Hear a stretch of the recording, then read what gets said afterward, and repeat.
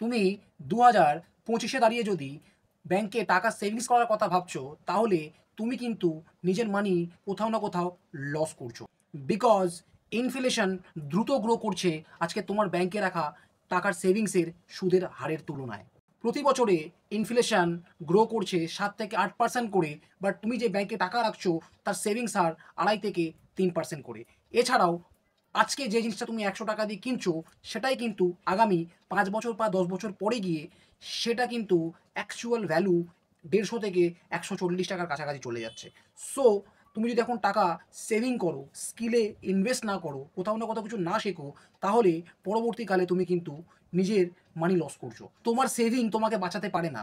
তোমাকে যদি বাঁচাতে পারে তোমার একমাত্র তোমার স্কিল ইমপ্রুভমেন্ট, যেটা দ্বারা তোমার স্যালারি বা তোমার ইনকাম পরবর্তীকালে গ্রো করবে এবং তুমি ইনফ্লেশনের ওপরে গিয়ে নিজের ইনকামটা বাড়াতে পারবে। Thank you so much. ভালো লাগলে শেয়ার করে দিও, পাশে থেকো।